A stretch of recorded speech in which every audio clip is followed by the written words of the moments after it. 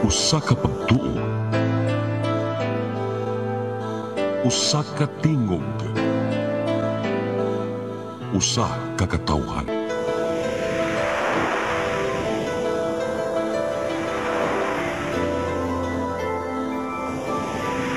Cebu Catholic Television Network.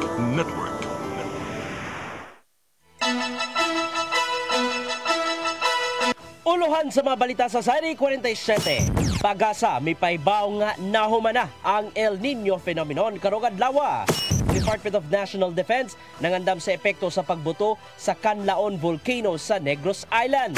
Presidente Bongbong Marcos dili magigubat bisan pa man sa mga hulgang nadawat.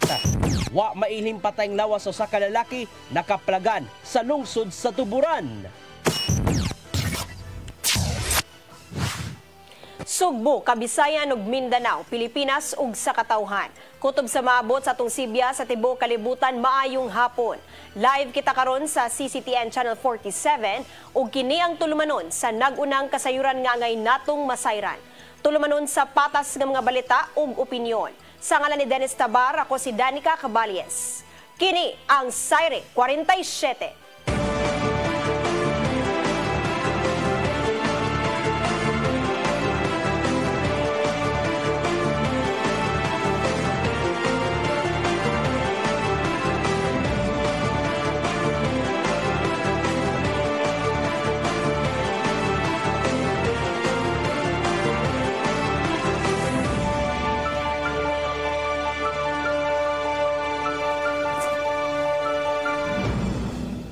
Ug karon sa kompletong detalye sa mga balita. DOST Pag-asa mipahibaw nga hingpit nang nahuman ng El Nino karong adlaw. Apan naa pa sa 69% ang tsansa sa pagbali sa La Nina. Giawhag usab ang DPWH 6 District sa pagpahuman sa mga ongoing projects samtang wala pa ang ting-uwan. Ang kasayuran ni hatod ni Crystal Joy Pelerca. Gi-anunsyo sa Department of Science and Technology, Philippine Atmospheric Geophysical and Astronomical Services kun DOST Pag-asa nga karong adlaw hingpit nang nahuman ang El Nino. Kinihuman nga ang kondisyon sa Tropical Pacific nabalik na sa El Nino Southern Oscillation neutral level. Samtang lakip usab nga gipahibaw sa DOST Pag-asa nga naa pa sa 69% ang tsansa sa pagbali sa La Nina karong Hulyo ngadto sa Disyembre ning tuiga. Apan subay sa pagpangandam sa umaabot nga ting-uwan ning simanahan nakikita si Lapu-Lapu City Mayor Junard Ahongchan ug Congresswoman Cindy Chan ngadto sa mga opisyal sa Department of Public Works and Highways kun DPWH 6 District nga gipanguluhan ni Engineer Gumer Castillo. Kini aron masuta ang estado sa ongoing nga road ug drainage project sa Dakbayan. Base sa ilang nakuha nga update, giawhag sa mayor ug sa kongresista nga ipadali kini og human samtang wala pa hingpit ni abot ang ting-uwan. Kini aron nga malikayan ang pagkalangay sa paghuman sa proyekto tungod sa mga pag-uwan. Gani karon pa lang nga nakatagamtam og mga patak-patak nga pag-uwan ang Subo nga dala sa habagat, gikabalak-an na sa mga opisyal ang pipila ka mga ongoing projects. Ang DPWH 6 District kasamtangan nga adunay gitrabaho nga mga drainage project sa Barangay Pahak, Basak, Karahay ug Osmeña Street sa Tamia. Crystal Joy Pelerca, CCTN News. Department of National Defense nangandam sa posibleng epekto sa pagbuto sa Canlaon Volcano sama sa mud flows tungod sa pagsigi og ulan. AFP Visayas Command nagpadala nagkapin sa 400 ka mga sundalo sa Canlaon City. Ang kasayuran hatod ni Arnold Bustamante. Mibisita sa kampo sa Visayas Command ang kalihim sa Department of National Defense kasi Secretary Gilbert Gibo Teodoro aron nga makikinabi sa mga sundalo. Una siya nga miagi sa Negros Island aron na makisayod sa kahimtang sa mga lugar nga apektado sa pagbuto sa Canlaon Volcano aron maplano kung unsay angayan nga buhaton sa habig sa DND. Mato ni Teodoro, nga usa sa ilaha gipangandaman mao ang epekto human sa pagbuto sa bulkan. Kini mao aga mud flow, ilabi na nga nagsigi ang pagbunok sa uwan sa Negros Oriental ug Occidental nga peligro sa mga apektadong residente. Yang gibot yang ilang gitinguha nga makatubag dayon sila sa labing dali nga panahon kung adunay angayan nga tabanganan nga mga mulupyo sa lugar. Na-brief ako ni Regional Director Erstain sa mga kailangan gawin. So kaya naman, but we have to plan for contingencies kung magkaroon ng, of course, emergency sa ibang mga probinsya sa Visayas o mag-uulan, of course we have to ang trabaho ko, hindi i-address diretso yung mga problema, kung hindi ihanda ang means na makasagot kami ng mabilis. Ipasalig ang kalihim nga doon na ayuda nga gihatag ang gobyerno sa mga malupyo sa Negros Island nga naapektuhan sa kalamidad. Din ang gitahasan niini mao ang Department of Social Welfare and Development kun DSWD. Kini sama sa pagkaon gamit sa panimay, tubig ug uban pa nga dinalian nga panginahanglan sa pagkakaron. Nang hinaot siya nga dili magdugay ang epekto sa pagbuto sa bulkan sama sa Mount Mayon nga milanat pa og pipila ka buwan nga nakahasol na sa mong lugar. Hopefully, huwag tumagal to. Ang ayaw natin, which nobody can predict, na parang mayon na napakatagal. No? Akala namin na actually yung mayon started 1 year from now and then it lasted for quite some time. No? Ang Visayas kuman nag-andan mausab og 464 ka mga personel alang sa ilusad nga humanitarian assistance ug disaster response nga ipadala sa Negros. Kini naglangkob sa mga Viscom officials, enlisted personnel ug CAFGO active auxiliary nga sangkap sa disaster response equipment, mobility ug communication assets. Nakikilain usab sila sa mga local disaster risk reduction management councils sa Western Visayas. Arnold Bustamante, CCTV News.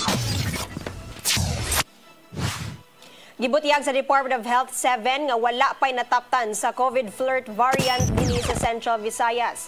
Matod silang regional epidemiologist Dr. Eugenia Mercedes Canyal nga nitumaw ang maong matang sa coronavirus gikan sa Omicron variant.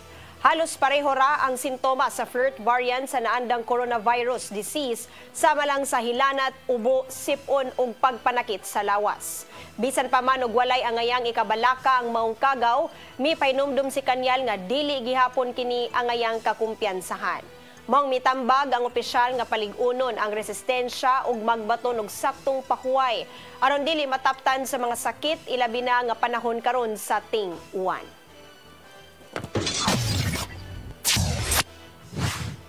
Gikasubo ni Cebu City Acting Mayor Raymond Alvin Garcia nga dili na isipo ni suspended Mayor Michael Rama nga running mate sa sunod tuig nga eleksyon. Mato ni Garcia nga wala siya gibuhat nga nasukwahi sa policy direction ug pagdumala sa kagamhanan sa dakbayan. Giklaro hinuon sa acting mayor nga managlahi ang ilang approach o paagi ni Rama sa pagsulbad sa mga problema sa syudad. Apan malaumon gihapon si Garcia nga maghiusa gihapon ang ilang grupo sa 2025 elections. Sa iyang bahin, gipahibaw ni Rama nga aduna na siya'y bag-ong line-up. So maabot nga eleksyon ug dili na buot nga may isgutan pa si Garcia sa ilang grupo. Arsobispo sa Sugbo, Jose Palma, mihangop sa baruganan sa mga laiko bahin sa pagsupak sa gidusong Absolute Divorce Bill.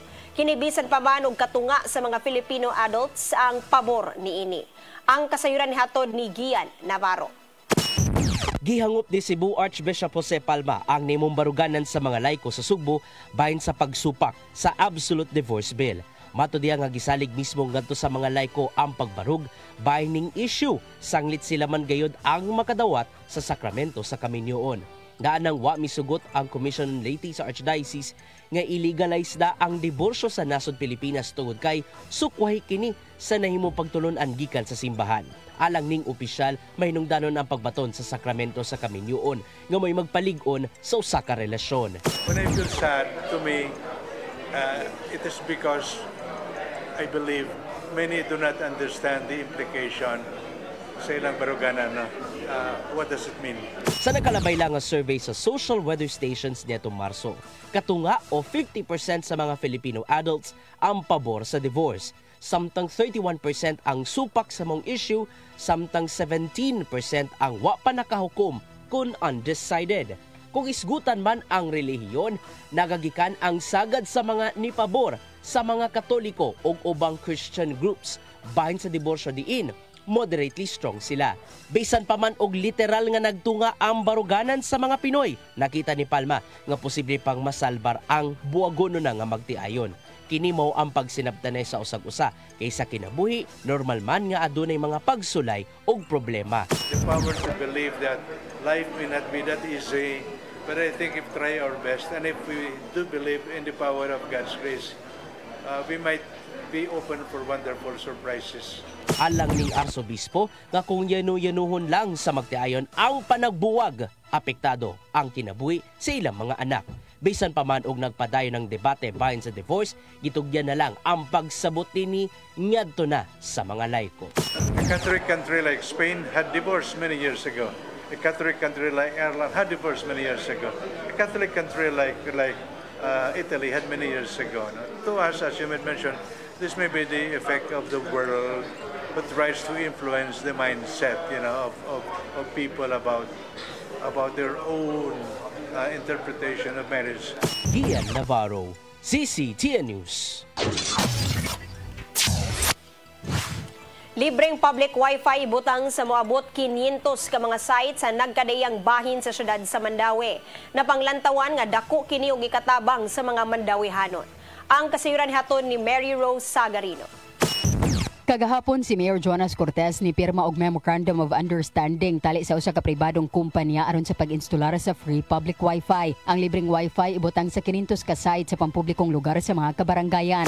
Sites nga all throughout Mandawi nga libre ang wifi.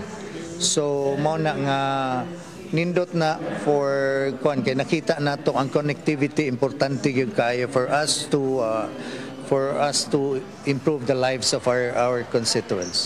Matud ni Mayor Jonas Cortez nga kinigawas pa sa Korean company nga nitanyag usab og free wifi sa syudad. Sa maong Memorandum of Understanding sa Korean company, mo-instalar kini ngadto sa City Hall ug uban pang city-operated buildings sama sa Sports Complex, Public Market, Mandawi City College, City Hospital, City Plaza ug uban pa. Timaan sa kalambuan sa Mandawi City, gikatakda usab ang paglusad sa Move Mandawi app. Ang Move Mandawi app mao'y magsilbing connection sa mga Mandawihanon sa sayon nga access sa mga serbisyo. Adunay mga link sa mga buhatan sa gobyerno aron dali makonect sa mga panginahanglan ug makahibaw sa announcement alang sa serbisyong itanyag. Mary Rose Sagarino, CCTN News.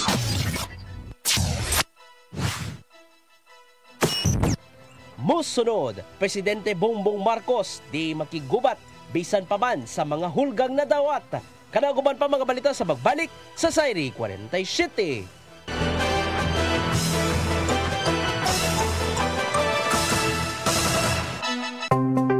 Discover the beauty of the Philippines.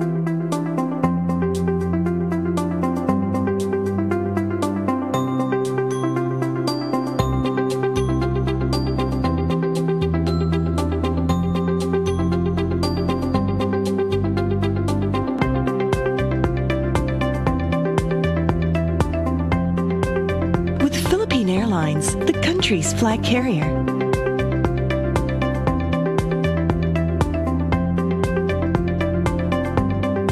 The airline that lets you feel the warmth of the nation.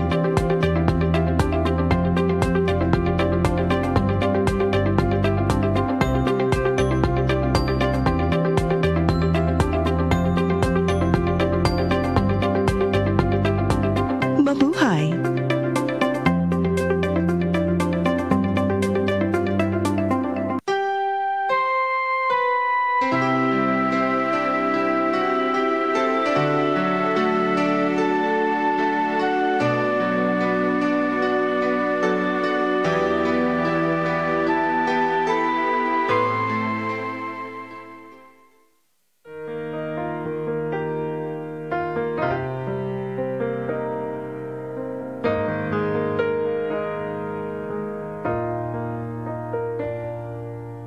Heal me, O Lord, and I will be healed.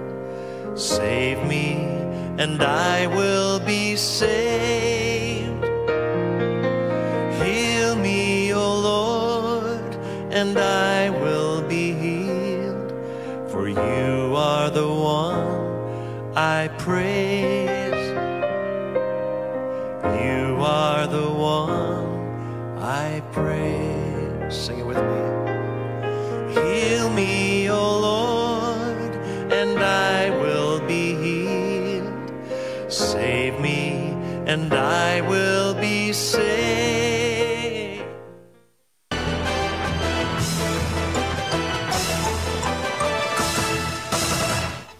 Balik sa atong mga balita, Lapu-Lapu City Government takig-alayon sa duha ka ahensya sa gobyerno ug private organization alang sa mahinungdanong proyekto. Tinguha niini nga muubos ang kaso sa teenage pregnancy sa Dakbayan ug mapalambo ang reproductive health sa kabatan-unan. Ang kasayuran hatod ni Crystal Joy Pelerca. Sa tumong nga maubos ang kaso sa teenage pregnancy ug mapalambo ang reproductive health sa mga kabatan-unan sa Lapu-Lapu City, nakig-alayon ang local government unit sa Lapu-Lapu ngadto sa collaborated group sa Department of Health kun DOH, the Commission on Population and Development kun CPD ug Zuilig Family Foundation. Alang kini sa implementasyon sa The Challenge Initiative project. Niadtong Martes, nagpinirmahay na si Lapu-Lapu City Mayor Junior Dahongchan, DOH Representative Attorney David Borces, kauban si Glenn Bid Binablo, Zuilig Foundation Executive Director nga si Oster Panadero, ug ang TCI Chief of Party Pamela Bianca Mangilin para sa Memorandum of Understanding. Ang pag-implementar sa mga programa sa Dakbayan mao'y pinakauna sa Central Visayas, apan lakip usab ang Mandawi City nga makabenepisyaryo sa maong programa. Ang maong programa aduna kini alokasyon nga 1 million pesos para sa pagpaubos sa mga city health workers sa Lapu-Lapu sa training o capacity building. Isip pagsuporta sa maong programa, mipasalig ang mayor nga mo counterpart ang Dakbayan apan wala pa hinoy gibutyag nga kantidad. Human sa ilang training, ang health workers gikatakdang mobisita sa mga barangay aron sa pag-edukar sa mga kabatan-unan nga mapalambo ang ilang reproductive health ug malikayan ang teenage pregnancy. Matod ni Mayor Chan nga kung hingpit nang maimplementar ang maong proyekto, makita na unya ang pag-ubos sa pregnancy-related risk ug mapalambo na ang estado sa matag pamilya. Crystal Joy Pelerca, CCTN News. Moabot sa 57,000 ka mga 4-piece household beneficiaries sa rehiyon ang gitarget nga makagraduate sa programa. DSWD ni pahigayon og consultation dialogue sa mga opisyal sa Sugbo kabahin sa padayon nga suporta sa mga nigraduar sa programa. Ang kasayuran hatod ni Mary Rose Sagarino. Moabot sa 57,000 ka mga pamilya benepisaryo sa Pantawid Pamilyang Pilipino Program kon 4Ps ang gikatakdang mo graduate sa programa karong tuiga. Ang maong mga pamilya nga nigraduar nagpasabot nga nilambo na ang ilang pagpuyo o nakahuman na ang bata sa high school o sa 7 ka tuig nga duration sa programa. Aron magpadayon ang paglambo sa pagpuyo sa maong mga pamilya, ang Department of Social Welfare and Development nakipag-alayon sa mga local government unit alang sa assistance nga mahimong matanyag sa LGU ngadto kanila. Kaganinang buntag o sa ka-consultation dialogue ang ipahigayon sa DSWD kuyog ang mga local chief executives ug local social welfare offices kabahin sa maong tumong. Matod ni DSWD Undersecretary Vilma Cabrera nga importante nga adunay padayon nga suporta nga mahatag sa mga pamilya. Cases nga nibalik tungod kay daghan ang hinungdan nga no, una disaster. Okay. Ikaduha na ay crisis sa pamilya, either namatay ang family head or any income generating individual sa pamilya nila or di ka naghiwalay ang pamilya. So posibleng mubalik sila sa pagiging pobre gyud kaayo kay wala nila na bantay o wala na ihatag sa ila ang sustaining support after nga nag-graduate sila. Sa Mandawi City, matod ni Mayor Jonas Cortez nga sa niaging graduation sa 4-piece beneficiary sa syudad, nagahin og 3 milyones pesos ang Mandawi aron paghatag og tag 10,000 pesos nga livelihood assistance. Mao lagi sa kaganiha gikuan gyud nga kinahanglan sa gyud ang paningkamot sa nila. Dili man ni mahimo nga financial lang puro, no. Mao bitaw na nga mangay kong copy sa kuan kay importante kayo nga naatay ang kaning ilang data ilabi na sa listahan no nga maato sang ma-counter kuan sa with our data nga nakabot na to sa CBMS katong community based monitoring system para makita nato ang kuan bitaw ang results sa listahan og sa CBMS. Sa kinatibukan, anaa sa 326,000 ka household ang beneficiary sa Rehiyon 7. Ang DSWD naghatag og ayuda magdepende sa grade level sa bata. Kung elementary, adunay binuwan nga 300 pesos. Kung high school, 500 pesos. Samtang 700 pesos alang sa senior high school. Kinigawas pa sa 750 pesos nga health allowance o 600 pesos nga rice allowance. Mary Rose Sagarino, CCTN News. Gibutiyag ni Presidente Ferdinand Bongbong Marcos Jr. nga dili molusad ang nasod og bisan unsang gera taliwa sa mga hulga. Kini ang gipahibalo at ubangan sa mga kasundaluhan sa Davao Region ato sa pagbisita sa 10th Infantry Division sa Philippine Army. Mato ni Marcos Jr. nga nagkagamay ang mga natalang hulga sulod sa nasod, mao kinahanglang subayon ang laing estratehiya. Dugang pa nga igo lang panalipdan sa mga otoridad ang kaayuhan alang sa nasod na Pilipinas. Mipasalig usab kini nga gibuhat ang tanan sa gobyerno ug military commanders aron adunay igong kapasidad nga panalipdan ang kaugalingong teritoryo. Presidential Anti-Organized Crime Commission misugyot nga kinahanglang pahugtan ang mga lagda batok sa illegal pogo operations sa nasod. Giangkon nila nga naglisod sila sa pagkontrolar tungod sa kadaghan nga illegal nang nag-operate niini. Ang kasayuran ni hatod ni Gian Navarro. Gibutyag sa Presidential Anti-Organized Crime Commission nga kinahanglang istriktuhon ang mga lagda batok sa mga illegal nga sugal sa balang sa Philippine Offshore Gaming Operations kun POGO. Matod sa tigbaba nilang si Dr. Winston John Casio nga napasakapin usa ka gatos ka mga illegal POGOs ang nag-operate pa dinhi sa nasod. Kini ang napaglantawan niya human mipahigaya ng PAO-CC, PNP ug ubang ahensya ug pagpangronda sa kahalapad nga illegal pogo hub sa Porac, Pampanga sa miaging adlaw tungod sa gingong sexual ug labor trafficking. Giangkon ni Casio nga naglisod ang ilang buhatan aron makontrolar among matang sa ilegalidad, maong nagpatabag sila sa kagamhanan. Sa nadawat nilang listan gikan sa Philippine Amusement and Gaming Corporation kon PAGCOR, kapin 402 lang ka mga pogos ang kanselado na. Mao maglisod sila sa pagpakisusi kon case build up una pa malusad ang pagpangrunda ngadto sa illegal pogo hub. Mag-agad lang silang chairman nga si Executive Secretary Lucas Bersamin kung isugyot ba ngadto ni Presidente Bongbong Marcos Jr. nga himuong illegal ang pogo ug ipaubos sa total ban. Kay pinagi sa hugot ug adunay ngipon nga lagda, mahunong na ang mga illegal nga binuhatan gikan sa mong matang sa pasugalan. Daan ang gisugyot ni Senador Risa Ontiveros ning si Manaha nga ideklarar unta ni Marcos Jr. ang total ban sa pogo human sa nahimong raid dinhi sa Bamban, Tarlac. Gian Navarro, CCTN News. Mga local charismatic leaders sa managlaing bahin sa nasod mag-abot sa Sugbo alang sa unang National Charismatic Leaders Conference karong Hulyo. Hangtod 3,000 ka mga delegado ang laumang manambong sa dakong kalihukan. Ang kasayuran ni hatod pagbalik ni Gian Navarro. Mag-abot dinhi sa Sugbo ang mga local charismatic leaders gikan sa matag parokya ug dioceses alang sa maabot nga labing unang National Charismatic Leaders Conference. May tabok kini karong Hulyo 27 ngadto sa 28 sa IC3 International Convention Center. Sud sa duha ka adlaw, tukion sa mga dinapit nga speakers gikan sa Pilipinas ug Asia ang kamahinungdanon sa charismatic renewal. Matod ni Charis Philippines National Coordinator Febarino nga naninguha ang kalihukan nga mamahimong saksi ang charismatic leaders sa kaayuhan gikan sa kahitasan. We will meet all the appointed diocesan coordinators because the trend now is that all the communities, charismatic renewal has to be connected to the parish or to the diocese. So there has to be a diocesan coordinator. Dakong hagit alang ning sakop sa Couples for Christ ang pagpaygayon isip host community coordinator. Ilabi na nga halapad nga partisipasyon ang gikinahanglan diin hangtod 3,000 ka mga tao ang naumang manambong. This includes handling logistics, providing accommodation and transportation, managing the programs and production elements, overseeing administrative and financial tasks. Dason pa sa spiritual director sa Charis Philippines nga si Father Bartolome Pastor nga mahinungdanon ang kalihukan alang sa kaayuhan sa kinabag-an. The Holy Spirit has been active with us. And the first time now, we come together, all expressions of the charismatic renewal, to witness corporately what it takes to grow in holiness of life.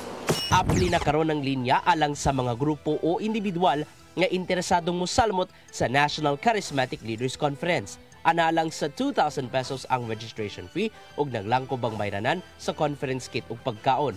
Kutob lang karong June 30 ang registration. Samtang dako ang pasalig ni Arsobispo Jose Palma nga magmalampuson ang maong kalihukan. Tuod kay napamatud-an naman nga ang Sugbo kaya magkapahigayon og mga halapad nga national o international nga relihiyosong kalihukan. That is our contribution to the call for all of us to journey in holiness, to journey in solidarity, and to journey in being able to reach out in service. Alang sa dugang pang registration details, bisitahan lang ang Charis Philippines sa Facebook o di pa ka iscan kining QR code na makita sa inyong TV screens. Gian Navarro, CCTN News. Mupahigayon ng Department of Veterinary Medicine and Fisheries sa Cebu City og Iring Day, kaduha matag semana. Kini human milingkod pagbalik isip pangu sa DVMF si Dr. Alice Utlang ug buot niyang ipatuman ang maong Iring Day. Gipaubos og kapon og ligate ang mga iring, hinungdan nga iyang gipakigkitaan ang Animal Health Division aron sa pag-implementar niini matag barangay. Sugdan ang maong programa karong umaabot nga Hulyo 2. Tumong sa maong programa, mao ang maminusan ang mga maabandona nga mga kahayupan sa kadalanan. Samtang sa pagbalik ni Utlang sa DVMF, nahimo ng assistant niya si Dr. Jessica Maribuhok.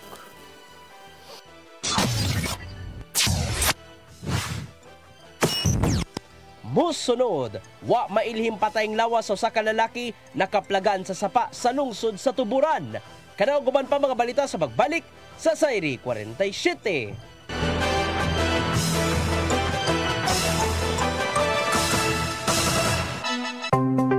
Discover the beauty of the Philippines.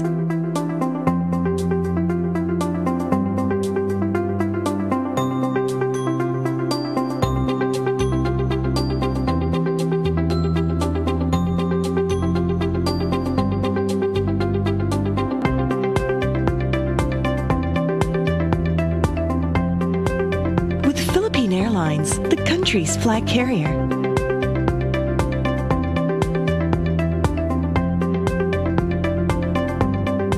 The airline that lets you feel the warmth of the nation.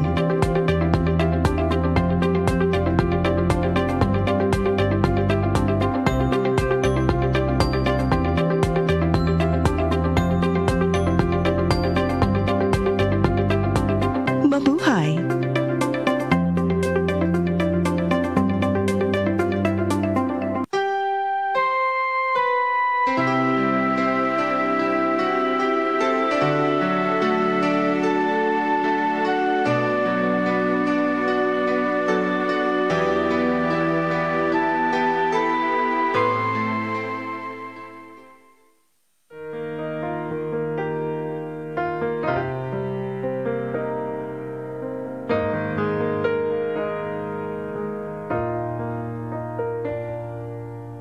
Heal me, O Lord, and I will be healed.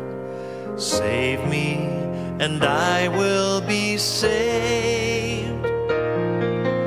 Heal me, O Lord, and I will be healed. For you are the one I praise. You are the one I praise. Sing it with me. Heal me, O Lord, and I will be healed. Save me, and I will be saved. Calling all leaders of Catholic Charismatic Renewal Communities, diocesan coordinators, and spiritual directors. Be equipped, be formed, be informed of the worldwide movement of the Holy Spirit through the first National Charismatic Leaders Conference to be held on July 27 and 28, 2024 at the International Eucharistic Congress Convention Center in Cebu City. The theme of this special gathering is taken from the Acts of the Apostles, chapter 1, verse 8. you will be my witnesses. Together, we have a mission to bring people closer to God in our synodal journey. Let us be united. The Charis Philippines First National Charismatic Leaders Conference. Be inspired by speakers from Charis International, Shane Bennett and Cyril John, together with charismatic theologian Moses Catan and Filipino lay leader June Cruz. Grow in faith, fellowship, and leadership, and be part of something extraordinary. Charis Philippines First National Charismatic Leaders Conference. Register now and witness the power of the Holy Spirit. Everything I need is found in you, Jesus.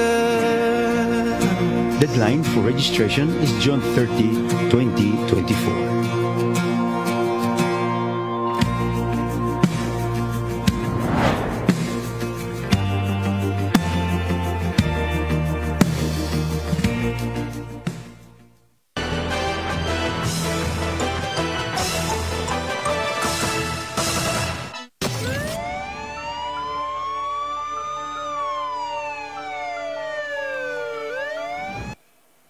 Balik sa atong mga balita, napalgan kagahapon sa udto ang patayng lawas sa usa ka lalaki sa sapa sa sitio Kaduldulan, Barangay Mangga, lungsod sa Tuburan.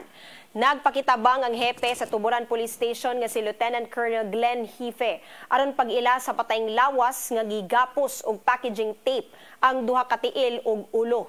Way samad ang maong lawas apan maklaro nga adunay bunog ang tiyan o gituuhan nga gikulata sa wala pa mamatay. Gibana-bana ni Hife nga nagpanuigon ang lalaki og 30 anyos nga dunay mga patik sa lawas.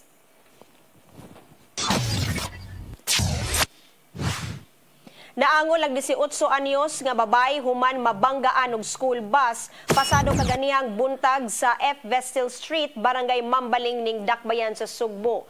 Giila ang babay nga si Jasmine Galiendo, residente sa sitio Lawis, Barangay Mambaling. Sa investigasyon sa Traffic Enforcement Unit sa Cebu City Police Office nga padung mugawas ang school bus gikan sa UC Mambaling Campus. Apan nadasmagan si Galiendo nga anaa sa kilid sa karsada nga padung mutubag sa sugo sa lawas. Tungod sa kakusog sa pagkabangga, nalagpot ang babay ug napantok ang ulo sa sementado nga kalsada nga maoy hinungdan nga nagkadugo. Kasong reckless imprudence resulting in physical injury ang atubangon sa driver nga si Brian Labora.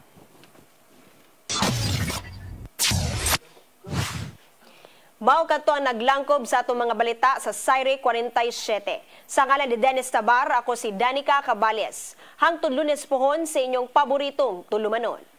Saire 47.